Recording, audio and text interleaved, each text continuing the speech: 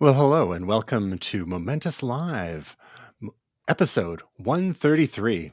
I'm Tristan Judra, I'm Tasia Custody. I'm Will Silver.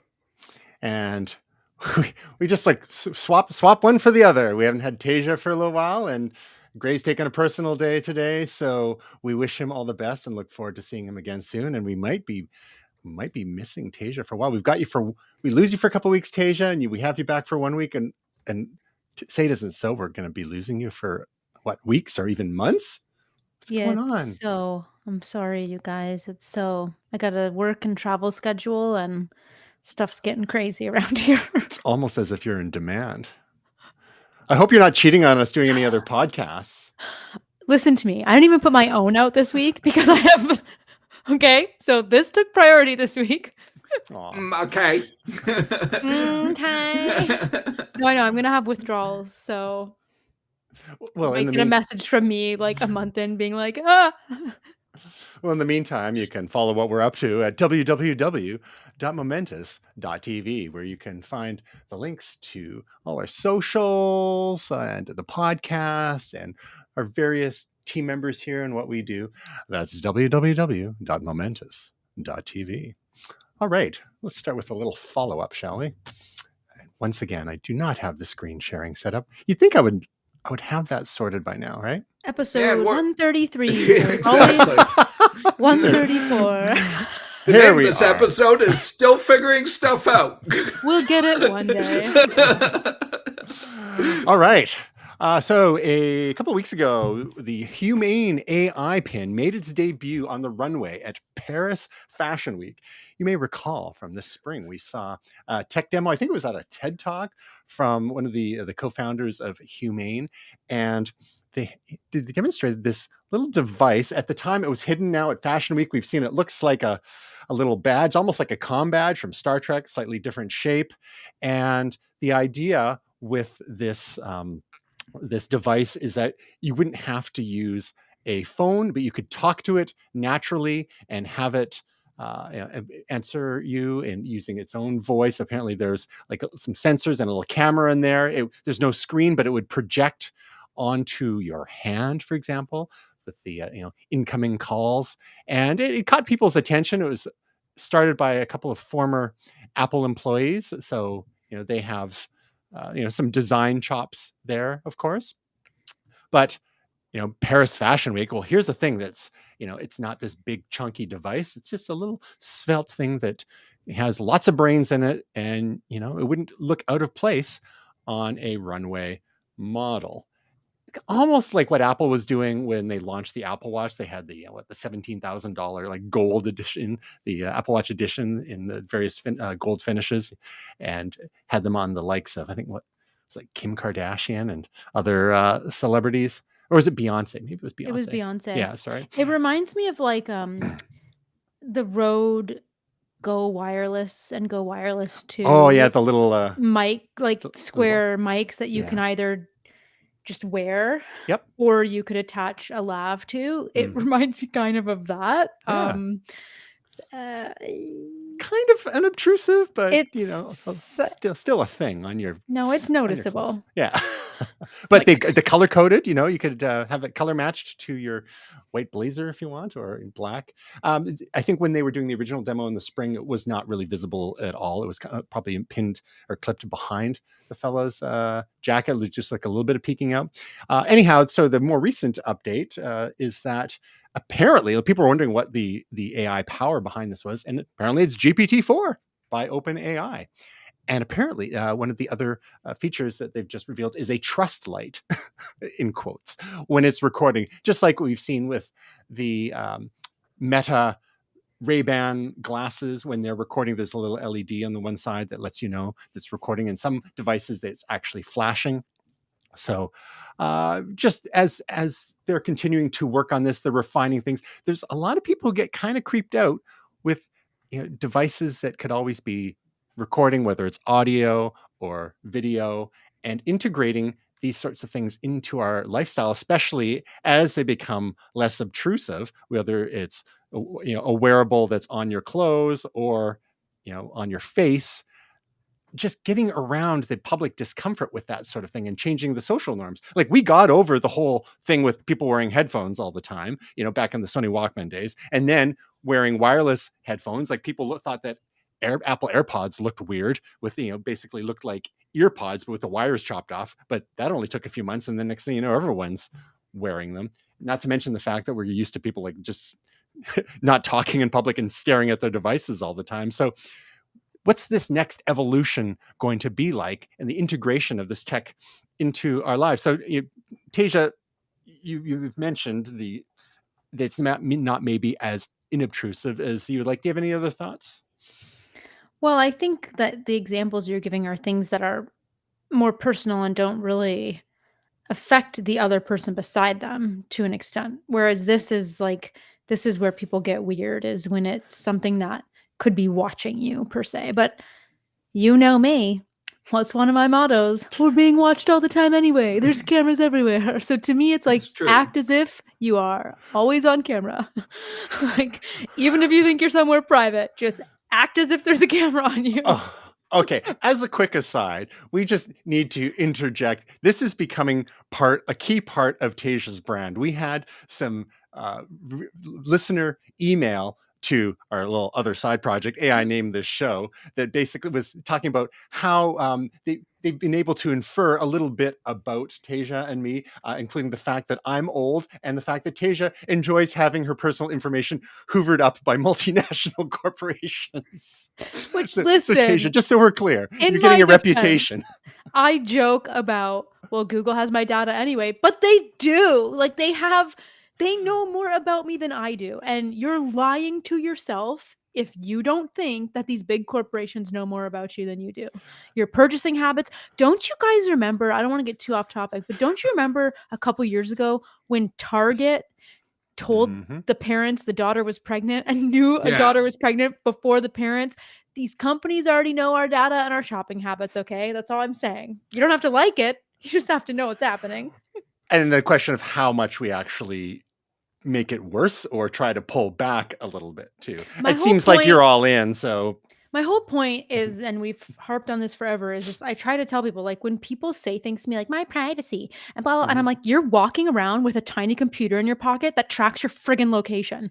I don't want to hear about you pretending you care about your privacy. If you did, you wouldn't have a smartphone. You wouldn't use a lot of these devices. So to me, it's just like, everybody needs to understand. And I think there's probably just a fundamental misunderstanding of what this tech is that we use every day, because we've all just gotten so used to it.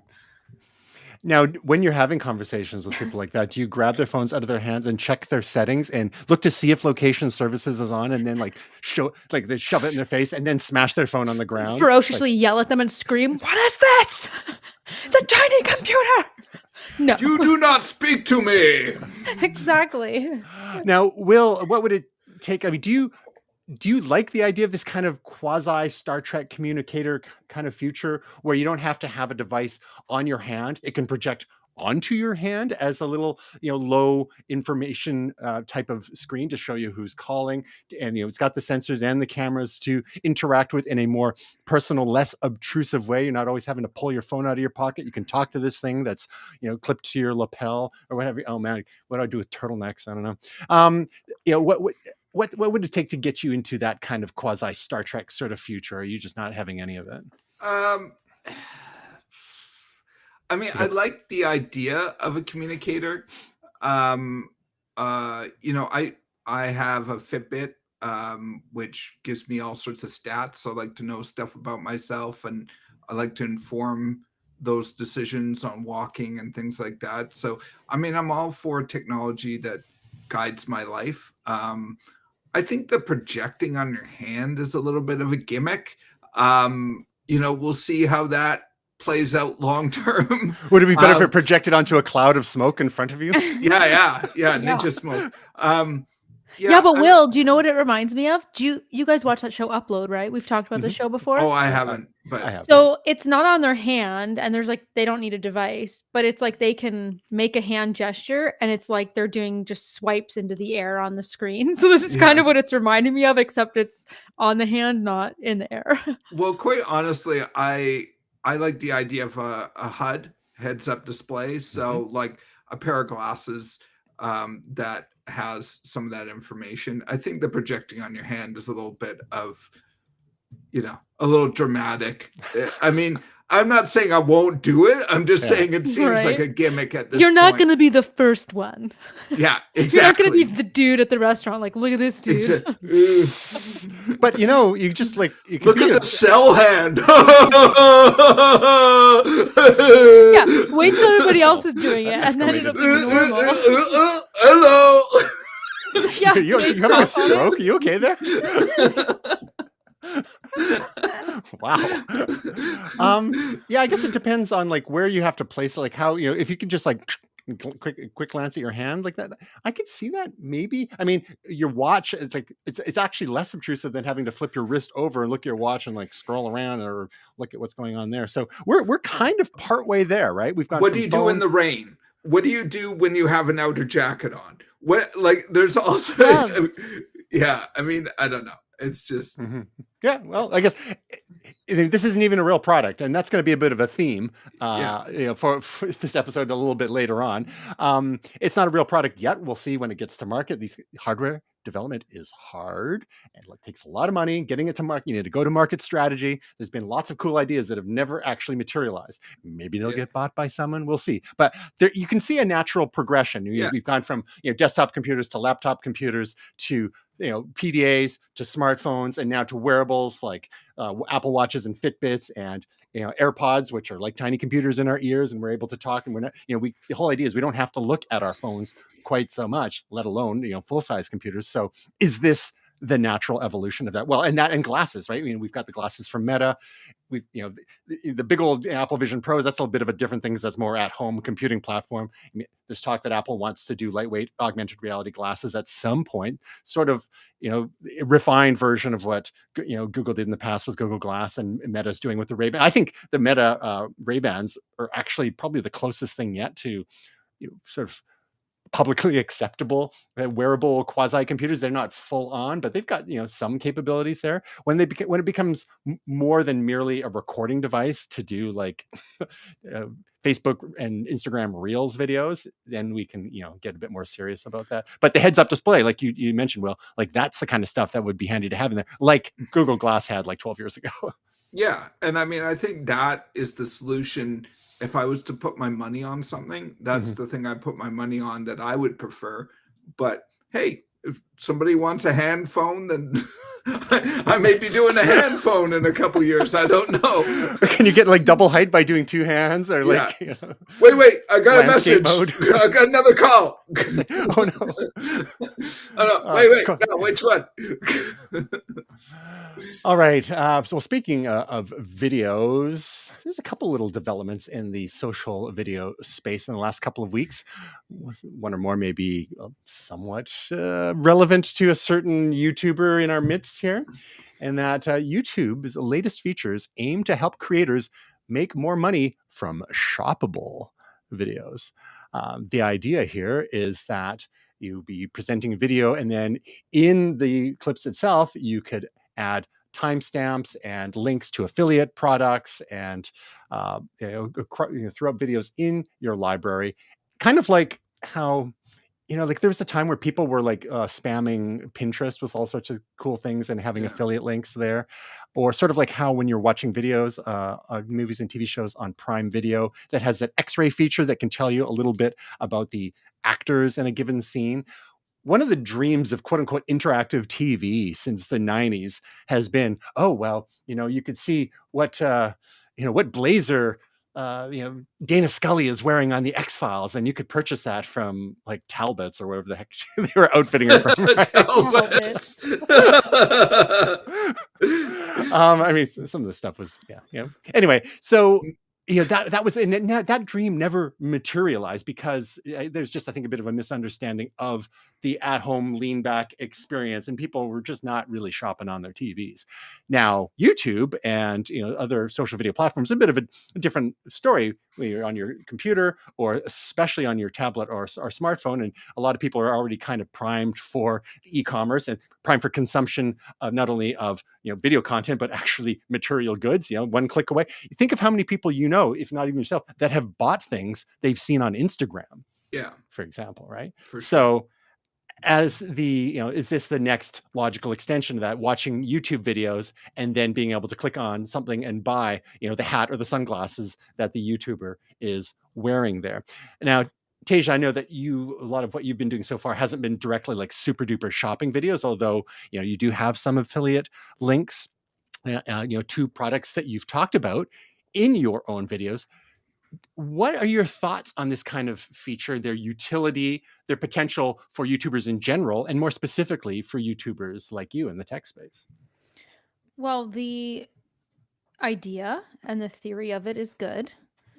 The execution's been I've had it for a few months now, and so first you can only tag products that are actually in the video. So what the YouTubers do traditionally is we have a bunch of affiliate links in our description, and I think YouTube just got sick of not getting a cut of that revenue too. Oh, So what they're doing now is they obviously want to keep you in platform, and they want to take a cut of this chunk of revenue now that's the too. catch. Okay. So the thing I've noticed for me, like when I do any videos where I'm wearing merch that I sell, because you can link your own store or you can link other affiliate products as long as they're in the video. So I've done it a few times, and the prices are more expensive than what it would be for people to buy it anywhere, literally anywhere else. Places like Target give a 0% commission. So at least for me. So why in God's green earth would I ever tag a product What's the linking to incentive Target? there? Yeah. Yeah. So it's just been this weird, like, hit or miss. Nobody's like really clicking on. I don't have a ton of content where I've linked stuff through the shopping, but I'm sure other YouTubers do. But we'll see where it goes. To me, it's just more of a way for them to have that ad revenue stream as well. A little bit janky on the back end to set up. So we'll see. I love it in theory. I love the idea because I use that feature on Prime all the time, like to see like who's in the scene, or sometimes it shows you like music playing or something like that. So I like that kind of idea, but I wish it was just more expansive in terms of like being able to guarantee the creator that you're going to get a commission. And maybe I'm not linking it properly, and that's why Target comes up as 0, but everywhere else shows up as commission. It's just Target that shows up as nothing. And then the pricing being more expensive, I don't really want to tag things for people because I don't feel like that's fair for them. Like, why would I tell you to go buy the Pixel Pro here where it's $1,200 as opposed to like it's $1,000 for the, you know what I mean? So like, I'm just like, I don't understand. Like, so yeah. And I think the intuition is right that it's anything you can do to reduce the friction between the intent of the viewer or the purchaser and helping them actually seal the deal is only going to help increase conversions, right? So it's one thing to have to scroll down to the show description and find what it was they were talking about and then click on the affiliate link, go to the other website, et cetera, et cetera. If you shorten that process a little bit by making a thing like within the video player clickable right there and then, and whether or not it pauses the video to take you elsewhere, what have you, but it's just that much easier. And all those little tweaks really help increase conversions. There was an old rule of thumb back in the day that every like with web design, every time you add an extra click, that you're going to lose half your users, right? So ultimately, you want to reduce the number of clicks it takes to get people to the thing that they're trying to do. And in this case, buy something so you can make your sweet affiliate, commission there.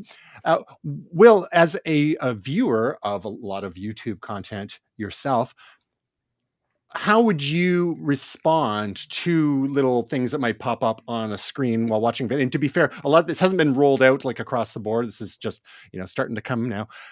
If you're watching videos, whether it's about Disney stuff or Star Wars stuff or gaming or music, DJing, et cetera, would you find that intrusive to see, or would you find that helpful or something else? I would absolutely not use it. Oh. And the reason is because I don't watch YouTube on my computer or on my phone. I watch it on my TV. And it's not an experience that lends itself to the old that. lean back experience we were just talking about. Yeah. And this is also like, and that's cool if people do it that way. I would just say with any of this stuff, and I had a rant a couple of weeks ago about I can't remember what we were talking about, but Will's turning into Andy Rooney, just so we're clear. yeah. It's just like, don't try to maximize things or invent solutions to problems that don't exist just so that you can increase stats on a spreadsheet. Like, actually try to identify what people want and give it to them. Like that's my whole thing with UI and UX as well in my web design life, is don't try to force an experience. Like, try to figure out what experience people want. And if people want this experience, great. I'm not necessarily passing my judgment. I'm just saying I wouldn't do it. But if other people are, then that's cool. Give it to them. But that's what I would say, is that I think sometimes people worry too much about, like, oh, well, we need to increase year over year uptake. So we need to add this feature so that it'll be easier for people to convert. It's like, are people having a problem with shopping on YouTube? Or are you trying to make them shop on YouTube by making it easier? Like, so, I mean, that would be my question, is like, what is this actually a benefit? Is this an experience people want to have? I mean, one of my classic ones is in terms of arguing about stats, is people who think the modal pop-up windows, when you go on a web page and you pop up and it says, fill this out, or join our newsletter, or it can be one of 1,000 experiences. And people who are for those will say, well, the stats are through the roof. Yeah, because you're forcing people to do it. You're not creating a good experience. You're adding something that's in their way. Like, the stats are ridiculous in that. It's just like, look, stop worrying about the stats and worry about making good experiences. So that's my side rant. Remember our podcast, Tasia, that we were going to do side rant? So that's my side rant. All I can say, Will, is can I introduce you to a little something called capitalism?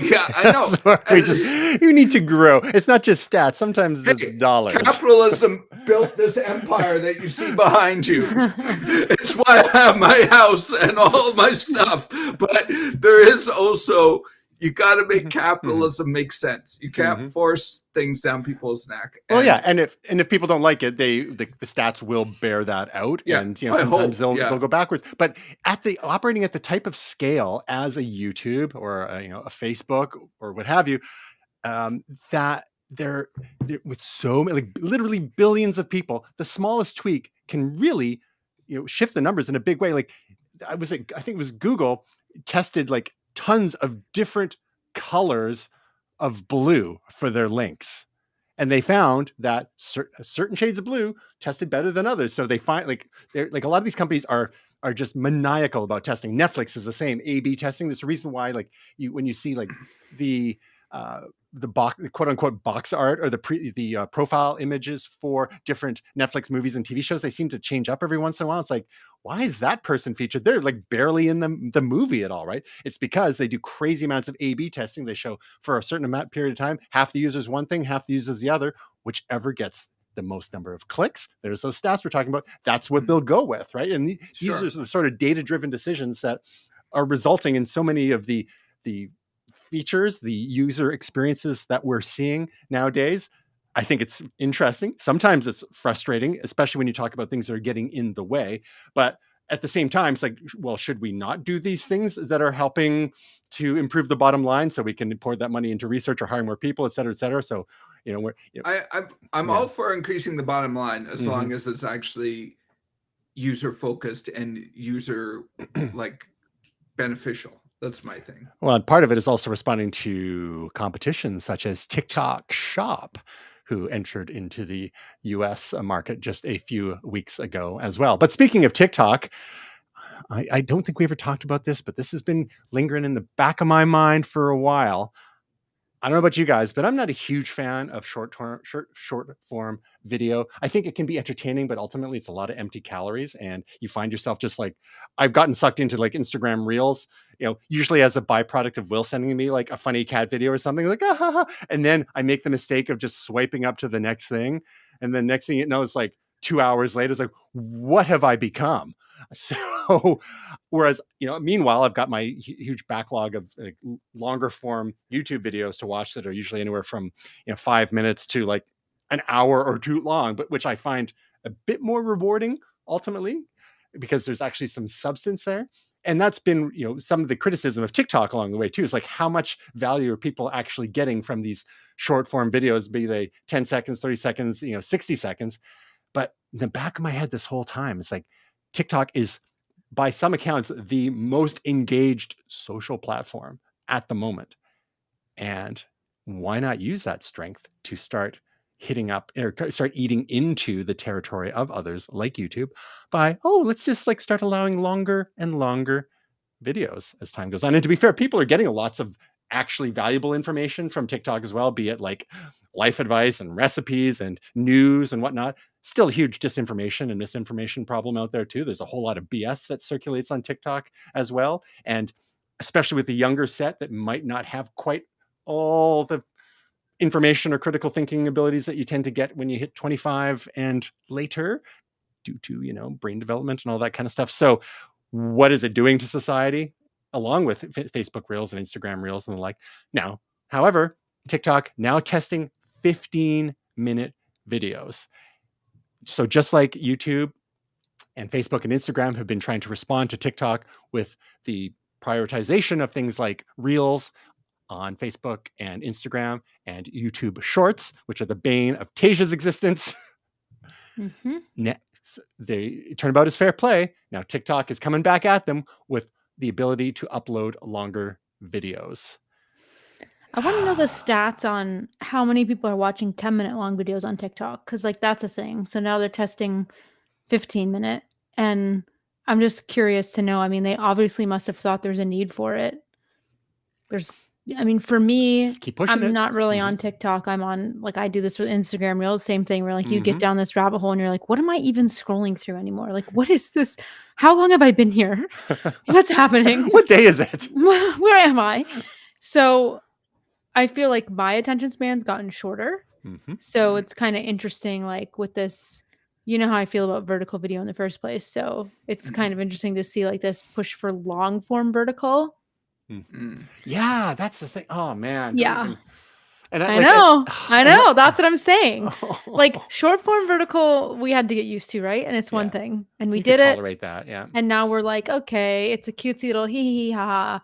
But now it's like, do you want me to watch like a news piece on this? I can't. Yeah. And my hand's cramping. I mean, come on. Seriously.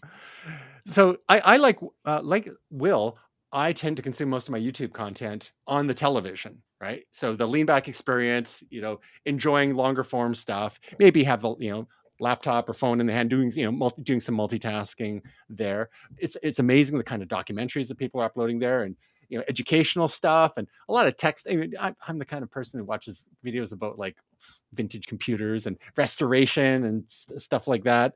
But I mean, I don't want to have that device in my hand the whole time watching on a tiny screen. Like, what do we have a 60-inch screen for if you can't enjoy all the glory of retrobrating an old, Apple II case or something? That stuff, it can be oddly fascinating. During COVID, like in the height of COVID, I found myself watching all sorts of very strange restoration videos of like this guy, I think in Vietnam, like walking along and finding stuff in the garbage and then taking it home and like totally fixing it up, usually old laptops and whatnot. It was oddly soothing. But Will, do you see yourself embracing longer form content in what is traditionally a shorter form app? I know you're not a big TikToker yourself, but the equivalent, say on Instagram Reels, for example, could you see yourself watching a 15-minute or longer video in that? You get that claw hand from the Instagram's been doing longer videos. I don't know how long they are. I don't love it, and what I'll say about it is, again, I think Tasia, you mentioned this a couple of weeks ago, and we've all talked about this, is that do what got you to the dance, like specialize. And it's like, now you're going to start mixing short form with long form. It's like your empire was built on short form. Maybe create a second app or a second tab or something. I don't know. And again, I could be wrong, and more power to them if they're successful. But it's the inverse problem of what you were talking about, Tasia, with YouTube, where they were creating shorts and people hated them, and it's not what people want from YouTube. I'm not a TikToker either, but isn't that what their whole thing was, short form video? And now they want to do long term. It's like, stop trying to Land eat into grab. everyone's market. It's again this like, we got to expand. If we're not expanding, Well, then we're not moving forward. Man, you know, it's just again, like, see capitalism. Right? yeah, Like, yeah. But yeah. just like, just find other ways other than trying to Yeah, break put some your platform. That's the other thing. yeah, It could like be shopping breaking links. the platform. Yeah. Well, as much as we think that corporate executives and CEOs may be absolutely flawless in their decision making, whether it's about short form or long form content on their social video platforms, Microsoft has had its ups and downs over the years. We saw Bill Gates' reign as CEO come to an end. I think he passed over the torch to Steve Ballmer in the 2000s, and Microsoft famously missed the mobile revolution. They had some Windows CE devices that were powering their PDAs, but really shrunken down versions of Windows, and were kind of caught off guard by the release of Apple's iPhone in 2007. Now, and then subsequent responses from Google with their Android phones, which were in the works, had started off kind of like BlackBerry style devices with physical keyboards, and then rapidly evolved into the full screen slab devices that we see now almost exclusively in the mainstream of smartphones. Of course, BlackBerry was doing their things as their two-way pagers back in the 90s, eventually evolving into smartphones as well. And again, for a great dramatized version of that, see the BlackBerry movie that we talked about a few months ago. Now, Microsoft under Steve Ballmer, realized that they had missed out, and so they rapidly tried to change course, and they bought Nokia at the time, and did some cool stuff. That's where the Windows Metro interface ultimately came with, like the whole tiled look on their phones. Unfortunately, I don't have my Lumia 1020 on me at the moment, but they did some pretty cool devices. It wasn't just like a screen full of apps that we saw on iPhones and Android devices. That was basically like a prettied up version of what we saw on Palm Pilots back in the 90s, right? Like, and we're still largely stuck with that same kind of paradigm where the default is, just a grid of apps. I mean, aside from a couple of widgets you add on there, the Windows phone devices were these tiles that it was basically, the whole thing was widgets. You could have apps on there, but a lot of it was, or they called them live tiles, and you could have information coming in there. And this was long before widgets ever made it to Android, and then subsequently the iPhone. So I really enjoyed the Windows Phone experience. And one of the first things that Satya Nadella did when he took over from Steve Ballmer, and Ballmer finally packed it in and went and started, I don't know, buying basketball teams or whatever he was doing.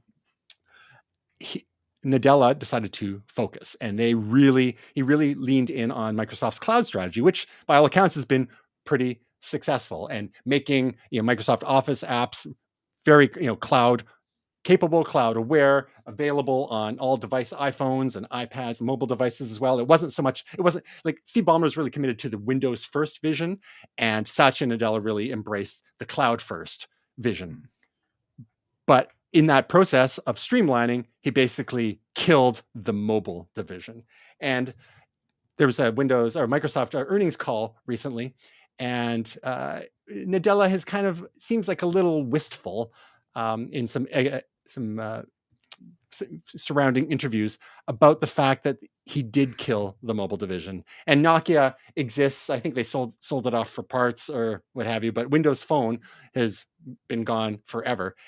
And it seemed like it was maybe a missed opportunity. Like, I get the idea of focus, but when you look at competing ecosystems, I mean, Apple is probably, the top dog in this respect when you've got the Mac and the iPhone, and then surrounding devices such as the iPad and the Apple Watch and other things like the AirPods and whatnot, iCloud, which ties it all together, stuff syncing everywhere. So you've got all your stuff on all your devices. I think Google's a close second to that. They're obviously not quite as strong in the hardware side of things, but they're very strong in cloud. and they have their Pixel phones, they have their Google Chrome sort of quasi laptops, and actual laptops. They've got smartwatches. Like, they're getting there, but they still pale in volume to competitors like Samsung, who are also part of that, the Android ecosystem there. But then you get to Microsoft, and they've got Windows, cool, and they've got the Surface, this hardware, which again has been low volume, sort of high priced stuff, and they don't really have any relevant mobile device for people. Like, you could have a Google laptop, like in one of the high end Chromebooks. You could have a Google phone. You could have a Google Pixel watch, or the Fitbit, which they also own, and you could have Google earbuds and all that stuff. And you can get all those equivalents from Apple, even more so. But when Microsoft, okay, well, you can have a Surface, and you can have you have your Windows PC, but you can have laptop, but where's your phone? You end up using maybe an Android phone or an iPhone. So you just, all of a sudden, it becomes a lot clunkier to try to fill that hole. So, I mean, how, like, Deja, as someone who kind of straddles the Apple and Google worlds there, I mean, what are your thoughts on, do you think like Microsoft missed the boat here? Do you think it would have been like, was it too late? Like, by the time they acquired Nokia, was it too late to make any inroads? And do you think Nadella made the right call? Or do you think like they should have stuck with it to have everything for people who wanted to live in the Microsoft world? I don't think giving up on it was a mistake. I think it's easy to romanticize things in your mind and think, oh, what could have been, and oh, if only. And it's like, nah, the market's pretty saturated. But back when they killed the Windows phones, this was 2014, so that's 9 years ago. I mean, there's been a lot of growth in the smartphone market in the last 9 years. It's not like things were done.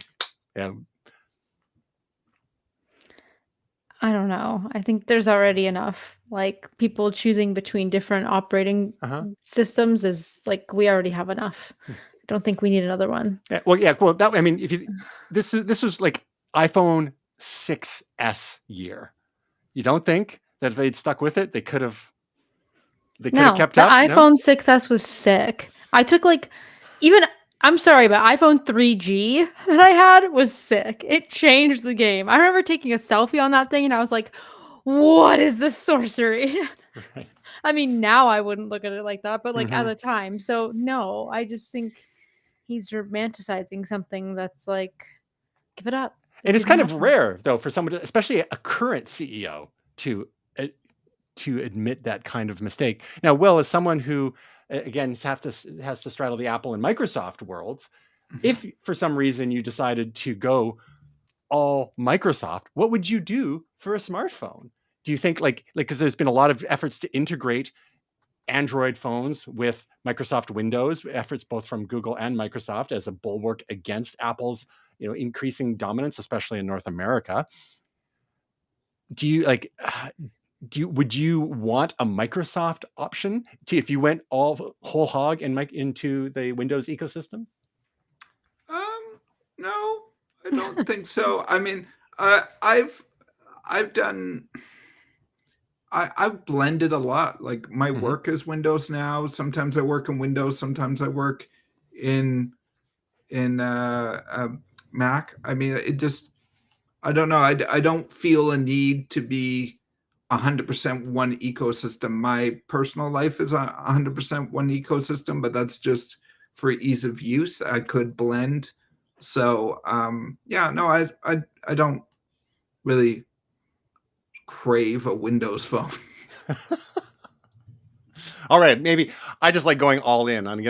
So if I was like a Google boy, I would probably end up with like a Google Pixel Pro laptop, and the Pixel 8 Pro smartphone, and the Pixel 8 Watch. And if for no other reason, just like the syncing of data. Like, I like having all my stuff everywhere. Once iCloud and the analogs in Android and Microsoft became a thing, like it's hard to go back from there. It's very frustrating to go to a device and go, oh, that thing I had on my one on my laptop is not on my phone, and that is really frustrating. It's Well, my 2023, personal right? life is like Yeah. that, right? But I don't feel a need to switch in my personal life. So I guess maybe that's where All right. I'm not answering the question right.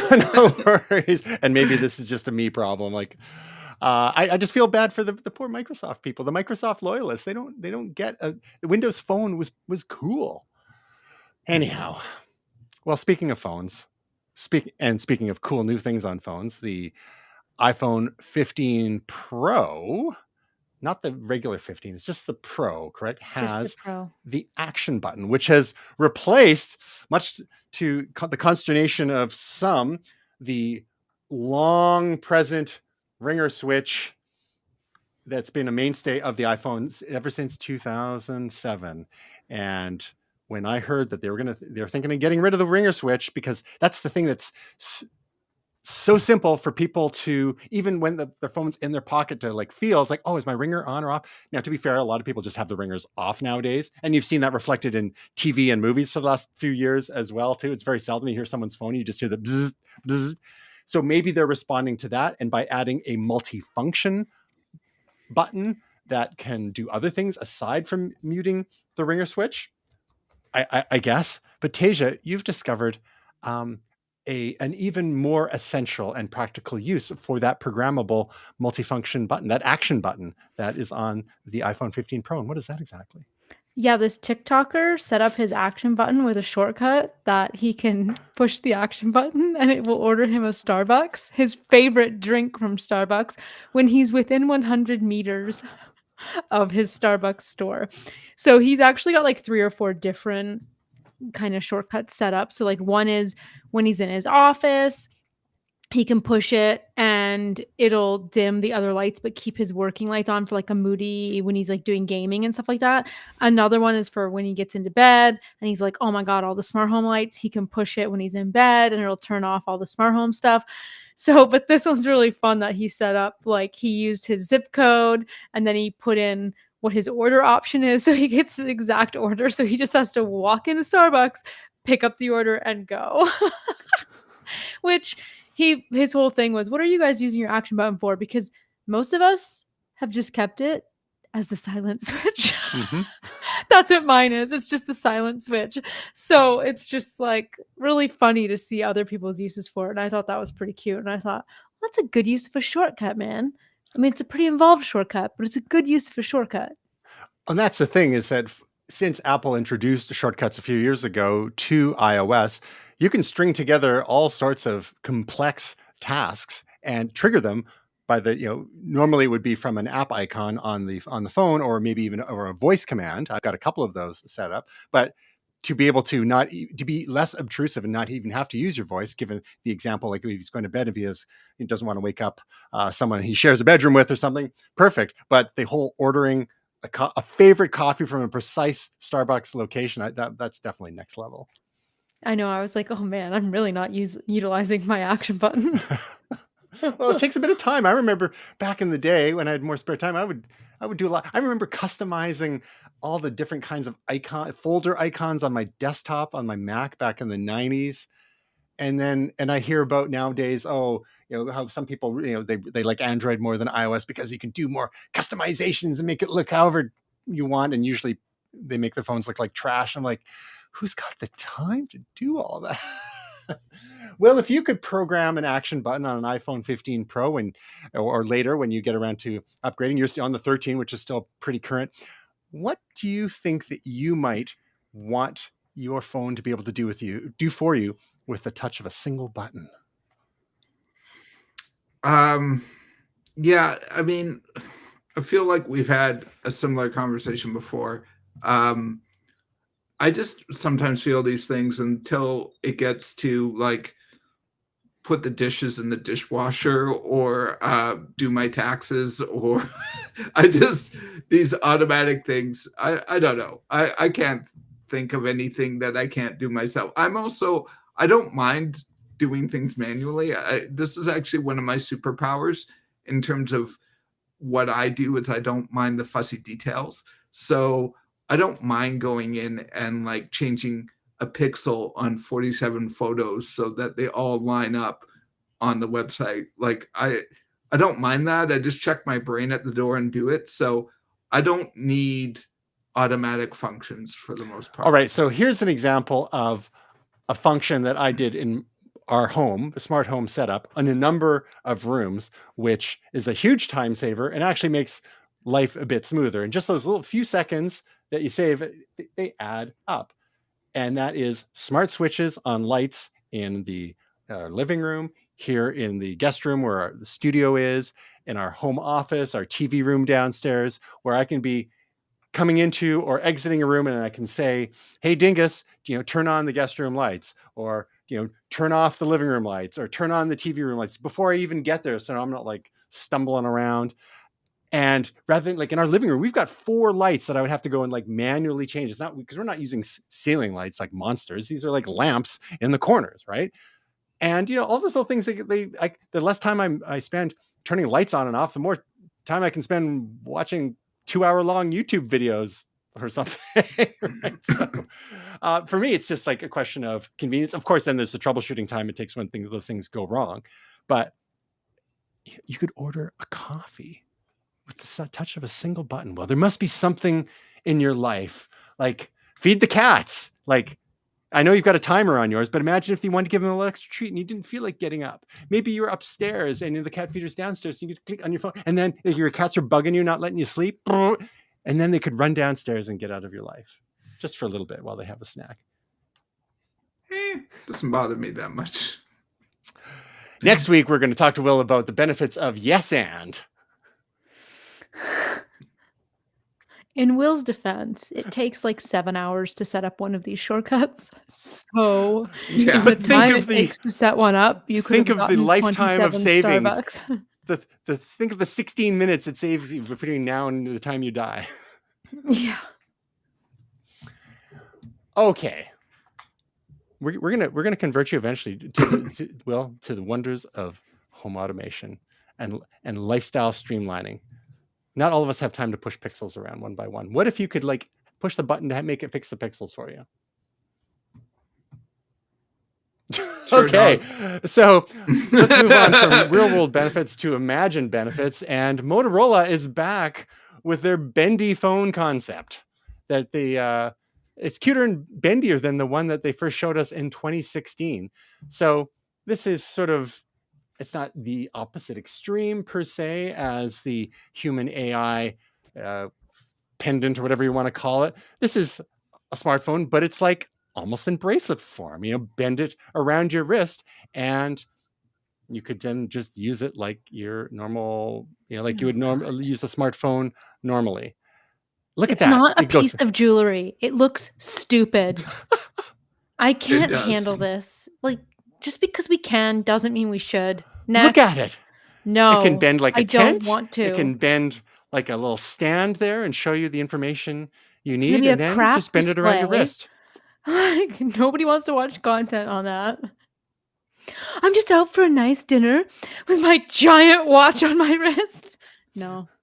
But you don't need a smartwatch because you could just wrap your phone around your wrist. Poor Motorola. Snap Remember when bracelet they were mode. like, what you wanted with the Razor? I was so jealous of everybody that had a Razor. I was so jealous. And now look at them making wrist watch. They're not even making them. They're concepts. That's all. Do you think this will actually ever see the light of day, given that they first showed off a prototype along these lines 7 years ago? The difference being that one audibly crunched when people would wrap it around their wrist. And maybe it's a bit more refined. Now we've got more bendable screens like we're seeing with the foldables and the like. No, I don't think this is going to see the light of day, but you never know. I mean, people do a lot of concepts, right? It does. Okay, so quick survey. If this became a real thing and was affordable, and maybe from Apple or Pixel, since some seem to be in the bag from one or the other here, would we entertain a device like this? It could replace your smartphone and your watch. Tasia? No. Will? I mean, I wouldn't want it, but Do you know how hot and sweaty that would be in the Arizona summer to have that thing with thick fabric around my wrist like that?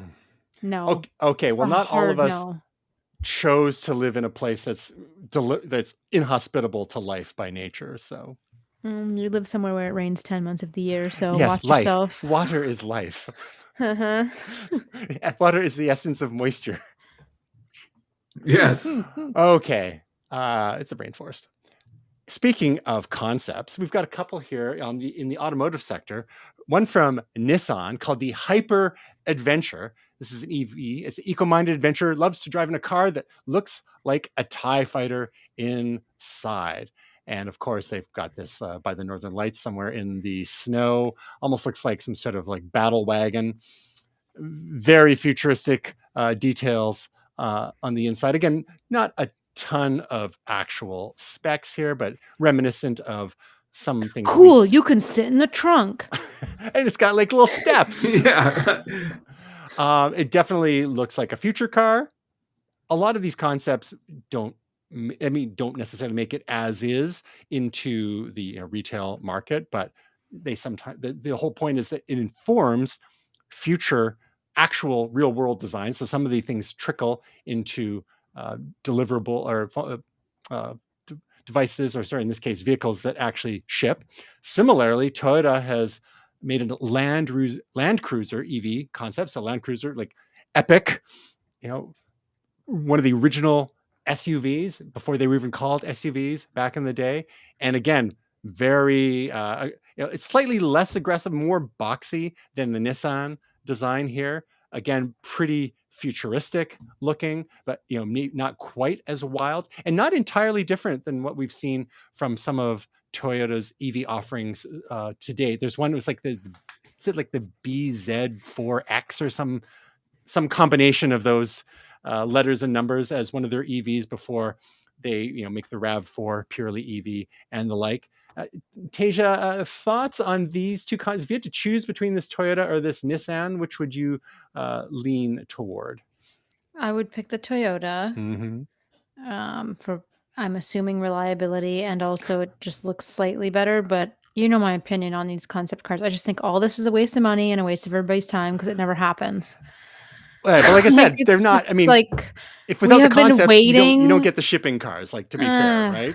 Like, you don't just like design something and then you're done. You design something crazy and then figure out what's actually realistic. And Cybertruck maybe being the exception. I was gonna say like that exact concept. thing. Besides, yeah, but that's It's actually finally shipping and it's happening. So that's the literal only example of something that's Yeah, but should it ship? and like same that? with Tesla. Should it have like, stayed as changing, like, even with all this tech we put in these cars, it's still a car. It's still doing the same function a car has done since a car was invented. Like, we haven't really changed all that much. You know what I'm saying? So like these concept things are like, don't talk to me until I have a freaking flying vehicle. I'm so tired of it. Okay, so are you turning into Will and you want your car to do your taxes for you? Is that what's happening? Yes, I'm tired of it. Yes. Will, that's our third podcast. Yes. I'm tired of it. I'm tired of it. Well, they also have some pickup truck options that don't look entirely dissimilar from the Rivian R1T that's been quite popular, followed up by their SUV, the Rivian R1S. So Toyota is also looking at these kind of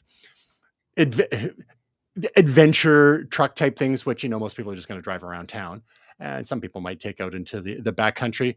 It's been pretty futuristic looking there. But like my point was that you don't just go from like, oh, idea, boom, now you're shipping something. Like, there's a lot of interim ideas and you kind of have to push the envelope and then see what actually, and then dial it back a bit to see what actually makes sense in the marketplace. To my point about Cybertruck is like, yeah, that looks wild as a concept car, but like finally 4 years later, after taking $1,100,000 deposits, they're finally starting, quote unquote, shipping, but it's only going to be a handful between now and the end of the year. And like, you got to go and get them. Like, and you look at it, it's like, is that really that practical? Or is that just like for tech nerds because they wanted something really different? And then when the reality sets in, it's like, okay, it's your spot in the list. Do you want this beast? Like, maybe they should have rounded off the edges a little more and made something a bit more practical, because we've seen things like Rivian, and not to mention the Ford F-150 Lightning, which is a bit more traditional, but it still looked quite different from the previous Lightnings. Do we want concept cars to ship as is? Or, I mean, are they still not useful as a thought exercise to push design forward? No. Wow. Okay. I guess we know how we feel about that. Just keep it normie, 100%. Okay, well, let's, with that in mind, we would never have supercars and hypercars. We might never have had Ferraris and Lamborghinis and the like. And I just wanted to share a little trailer. There's an upcoming movie called Ferrari, starring Adam Driver as Enzo Ferrari, directed by Michael Mann, who is the mind behind such TV series as Miami Vice, such movies as Collateral, and didn't he do Heat as well? I thought you were going to say the mind behind such things as Miami Vice and such movies as Miami That too, Vice. yes. Last of the Mohicans. Yeah, I don't know if I ever watched the Miami Vice movie. I'd like to go back and watch it. Yeah. Oh, it was good. Colin I liked Farrell it, and Jamie. Was it Jamie Foxx in that? Jamie Foxx was in Collateral with Tom Cruise. That was amazing. I'm going to watch that again. Yeah. I don't know. I can't remember if that was generally well liked, but I liked the Miami Vice movie. I thought it was really Will, good. as someone who is car curious, at least, what are your thoughts on what we've seen here from Michael Mann's Ferrari? The combination of Michael Mann and Ferrari, what does that do for you? Does that spark? Well, how much interest does it spark? Oh yeah, no, I'm interested. I love a good biopic. Yeah, I mean, Enzo Ferrari is an interesting character, and his relationship with the Lamborghini and some of the other European car makers are the stuff of legends, and the impact of Ferrari in the sort of history of cars is massive. So I'm very much interested. Also, I didn't see it as Adam Driver at first, so I was like, "Wow, boy, he really looks different." In Kylo Ren's all grown up. Kylo Ren's all grown up. I am very interested, but we'll see. We'll see. I mean, this is definitely one of those ones that you look at and you're like, "Man, this is like Oscar bait. This is the thing that's often pushed for that kind of thing." But it looks like a really good movie, and I like Michael Mann's movies, so I'm all for the it. reviews on the film festival circuit have been fairly good so far. Apparently not overwhelmingly so. So yeah, but it might be that's the chin stroking crowd. We'll see what the normies think of it. Now, Tasia, I hate to break it to you that this movie is not about Chevy Corvettes. However, how would you rate your interest level on a movie like this, given the director, the lead actor, and the topic? 5 out of 10, which is pretty high considering I'm not usually into movies like this. Of those three aspects, what appeals to you most? Michael Mann, Adam Driver, or Ferrari? Ferrari. Okay. Hey, I don't blame you. Beautiful cars, interesting company, wild times, especially back in the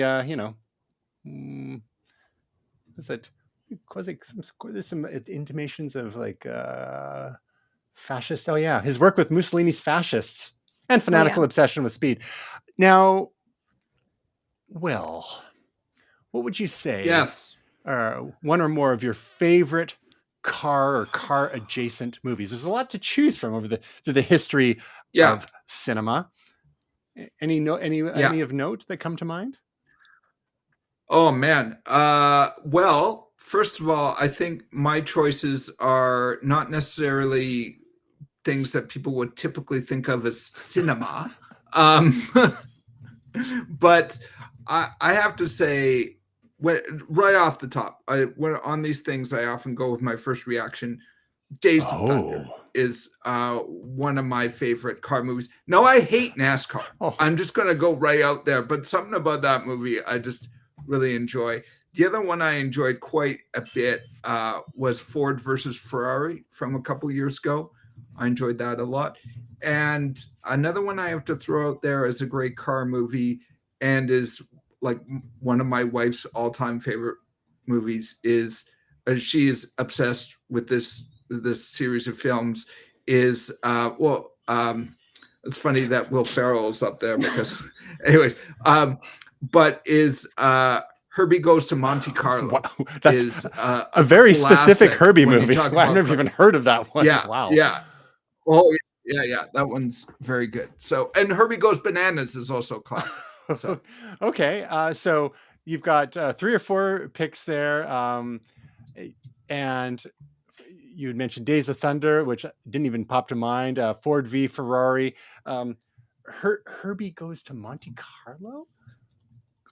yeah, it's a classic. There, Get out 1977, of starring town. Dean Jones and Don Knotts. Wow, I remember Yeah. enjoying the Herbie movies when I was little. I mean, that, Herbie Goes Bananas is uh-huh. our car. I shouldn't out this. Our car is named after Herbie in that movie because Herbie's number is 35, but there's a Mexican 53. Yeah. 53. It's backwards. That's 53. right. Sorry, dyslexia.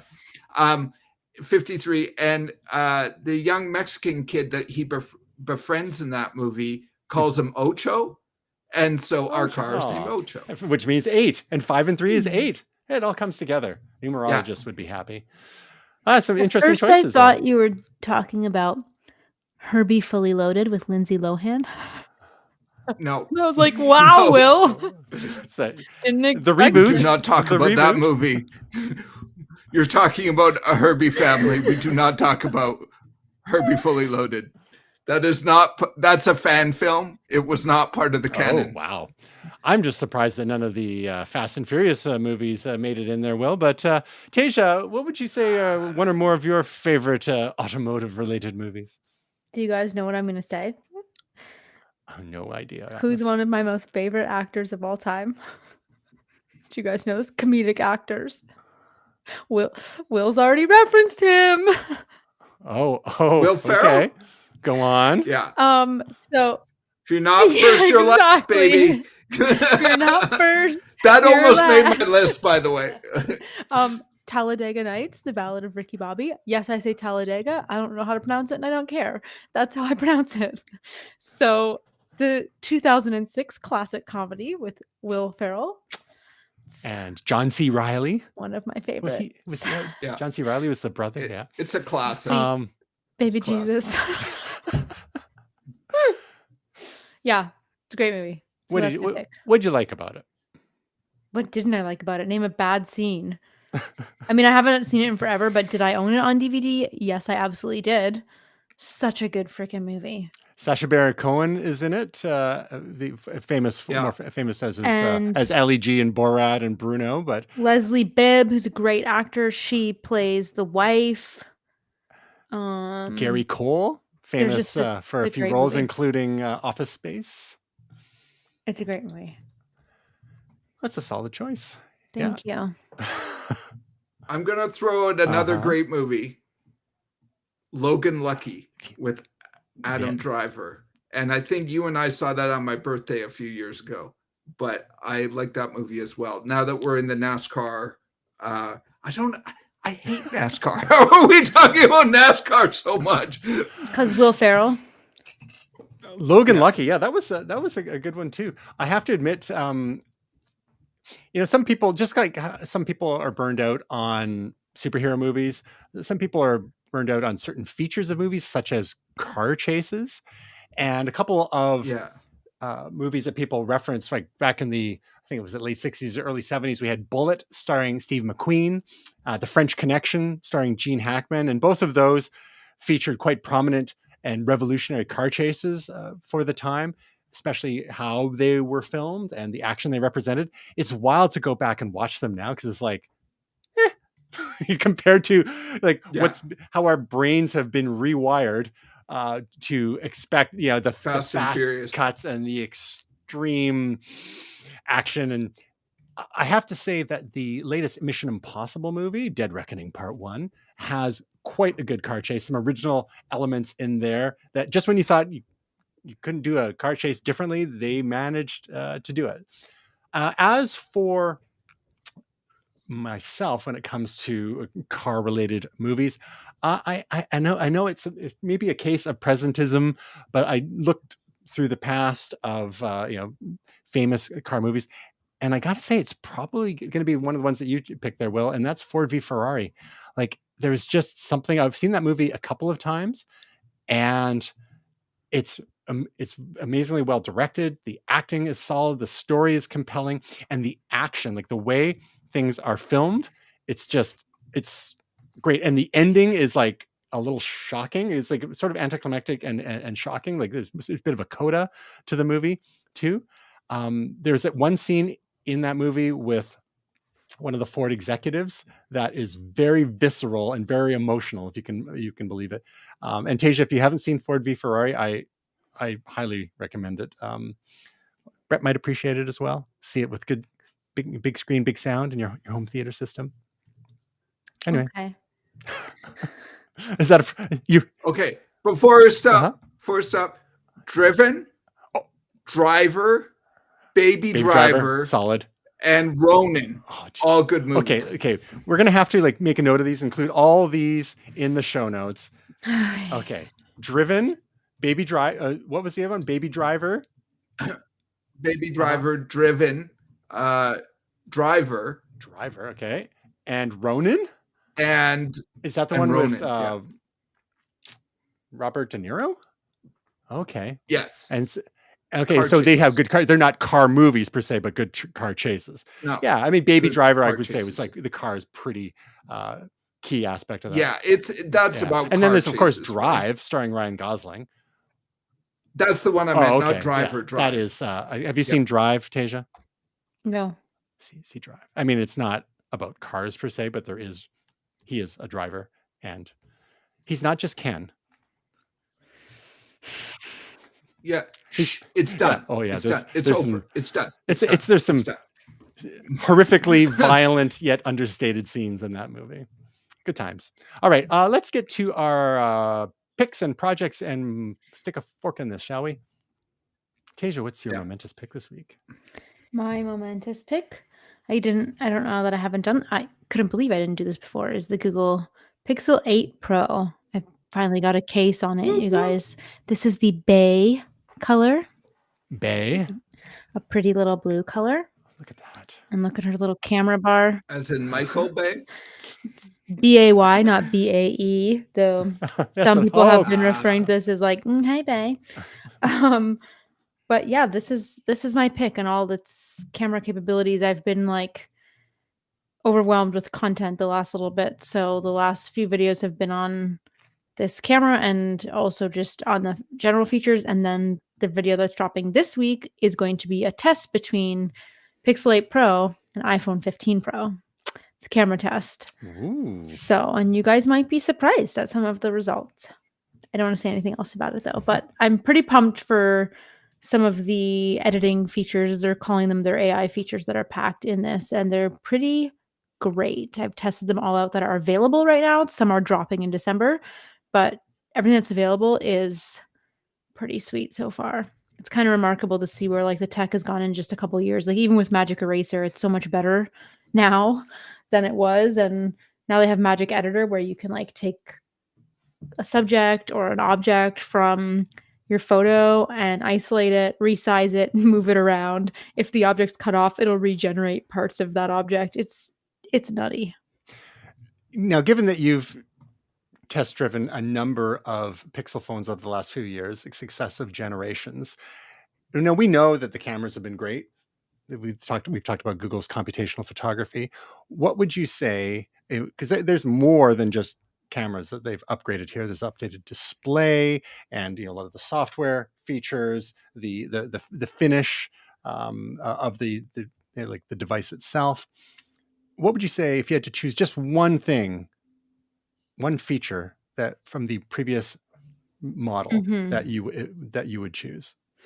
So Pixel 8 Pro has a flatter. I don't want to show my notification screen here. I was like, ugh. It has a flatter, so it's not like a thinner bezel, but it's a flatter screen now. So the old screens were like rounded a bit more. It's kind of hard to tell, but it's just a very small detail that I've noticed. The rounded screen always threw me off. And I don't know if it's just because like coming from iPhone. So this is a bit flatter now, which I really like. And the finish on the back is so nice, even though I put a case on it. But All right. So there may be something related to that in just a minute or two. Will, what's your momentous pick? So my momentous pick, I feel like I've already picked 1,000 things today, but the pick that I will go with is basically it's to celebrate Disney 100. It's called Once Upon a Studio, and it's a short that Disney put out on their 100th anniversary of the animation studio. So not the park, but on the actual studio itself. It's just awesome. If you haven't, I would seek it out. It's on Disney Plus. It's just a really great series of interactions between famous characters. I believe there's over 540 characters that people have seen. Some of them are, Mickey and Donald and Goofy and Minnie and Daisy and all those, what they call the Fab Five. But we also have characters like Casey from Casey at the Bat. We have some other very obscure characters. So it's just a really great celebration, and they do fun things, and they're just themselves, and they're all sort of interacting on the same plane. And it's just, as a Disney fan, as someone who's grown up with Disney movies, it's just a really great celebration of the art and storytelling that they have done over the last. So Disney 100, but more specifically, Once Upon a Studio, the short film streaming on Disney Plus, and apparently it's also going to be playing on ABC as well, which Disney also owns. Cool. Very quickly, my momentous pick this week is a YouTube video from a fellow that I had never come across before. His name's Guy DuPont, and the video is called Death to QR Menus. My portable printer makes paper copies at the table. So with the little pandemic we had a few years ago, and which is still isn't really quite over, but one of the lasting effects, what we saw was the rehabilitation and the resurgence of the QR code. QR codes have been around for a long time. They originated in Japan, I believe, in the 2000s. And those are those blocky things that kind of look like barcodes, except they're pixel chunks instead of just lines. And you saw them around in the early 2010s. And there was marketers were really trying to make QR codes happen. Part of the problem was that there was no QR code reading functionality native to most mobile devices. I think BlackBerry was the first to do that at the time. And speaking of BlackBerry, that's one of the reasons why I'm still a little sad about the death of Windows Phone, because the competition aspect we were talking about, Tasia and I were talking about on AI Named This Show, the features, the Google's was a best take feature, and how that was basically like an updated sort of rehash of a feature that was on BlackBerries and Nokia phones, like was it 2012? And by losing Windows Phone, we've kind of lost another competitor to keep Apple and Google honest. Anyhow, back to this video here. One of the things that drives me a little nuts, though, is even now, since we've realized that COVID wasn't really being spread by fomites like the surfaces. So, some restaurants have totally gotten rid of printed menus, and you've got to scan a QR code and read the whole menu on your phone screen, which is a darn sight smaller than a nice full-on menu. And what about people that don't have data plans on their phones? What about people who their eyesight isn't that great and they're like, sort of pinching and zooming to see everything on the menu? What if people's battery dies? What if they've got bad coverage? What have you? Or sometimes in the case of this fellow for his video, he just wanted to leave his phone at home once in a while. Some people do that, especially if they've got a smartwatch or something like that, so they can, people can contact them if absolutely necessary. So as in reaction to this frustration that he was having, he thought, well, I'm going to overthink this, and I'm going to create a device that fits inside a little tin lunchbox, and it's going to have a QR code scanner in there, and then it's going to have some smarts, and it's going to go follow the URL encoded in that QR code for the menu. It's going to use AI to scan the menu, and then it's going to print out the menu on a little printer right there. It's like the perfect example of just like overthinking something, over engineering a solution, and having a little fun in the process. So that is death to QR. Don't bring your phone. Bring a metal lunchbox with you that can That's kind of the Yeah. irony, right? You want to disconnect from the internet, but this thing talks to the internet. But that's the thing, is you can't use this to scroll Instagram, right? That lunchbox is simply to scan your QR code menus and then print out the menu for you, like the good Lord intended to have menus in the real world. Anyhow, but the video is quite fascinating because it walks through the whole the process and the problem solving involved to actually make it happen, because there's the sourcing the hardware, there's the software side of things, and then hooking everything together. And I love little hack type projects like that. So that is my momentous pick. Projects, Tasia. I wonder what your video was about this week, huh? Yes, this one that went on Tuesday is about the Pixel 8 Pro camera. It's a complete review, all the feature sets. It is detailed. And Does of course, not there's leave- a shot of Taylor Swift like within the first 10 seconds. That's from Pixel 7 Pro. So my whole point of this video was, like, I have an irrational attachment to Pixel 7 Pro because of what it did for me at the Eras Tour. Like, I never would have been able to capture. Truly, I would have been effed. So I have like this irrational love for my Pixel 7 Pro that I was like, I don't know that I can go to the 8 Pro, because like it's like, I know she's not living in the device. You know what I mean? Like, I know. You could Like, I'm move those fully photos aware. over. There's like cloud syncing. I'm fully aware they live in Google Photos, so they live everywhere, and like I can see them on the Pixel 8 What do Pro. you live on an isolated island? It doesn't capture their souls. I know. Tay-Tay's not in your phone. A weird nostalgia, right? So I don't know. But that's kind of why I kicked it off with that and compared it with that. And then actually, as a little preview, because I mentioned in this video about, I assume the Pixel 8 Pro would do as well in a zoom bad light situation as the 7 Pro did at the Eras Tour. I mean, it friggin' crushed it. And we went to the Coyotes home opener this past week, and I took the iPhone 15 Pro and I took the Pixel 8 Pro. People thought I was nuts probably in the crowd, and I was, but Double I fisting started, it, yeah. Yep, I started my camera comparison, and that's all I'm going to say. You can imagine the zoom. That's all I want to say. Tune in for more. Watch on Thursday. Tasia's YouTube Yeah, but how does channel. it shoot the moon? Is it as good as Samsung?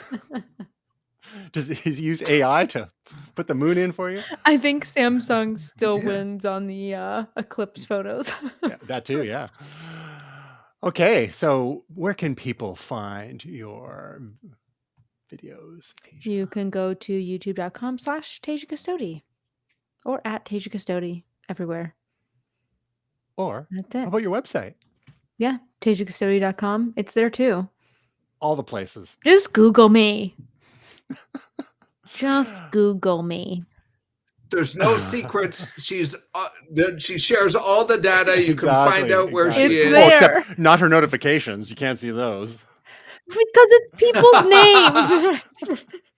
Hey, they chose to hitch their wagon to you, knowing full well what kind of monster you truly are. Some privacy-hating monster. But people are gonna have the wrong impression of me. Well, Speaking of do privacy, I care? Nope. Speaking of privacy-hazing monsters, my project this week, again with the lovely and talented Tasia Custodi, the episode, is it 9 of AI Name This Show? Where we delve into AI language models, ChatGPT and otherwise. So some news about that and some deep dives into a couple of stories about ChatGPT and the like, and a new offering from Baidu, the Chinese search engine.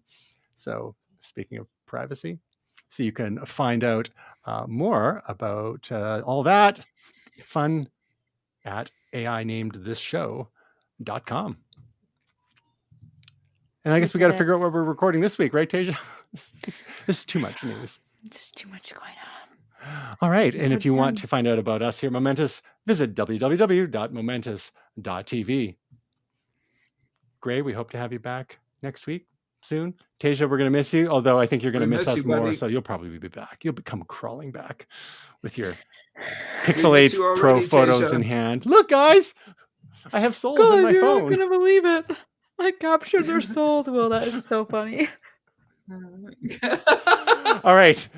I have my Tasia, moments. Will, and anyone who still might be here, we hope your week is truly momentous.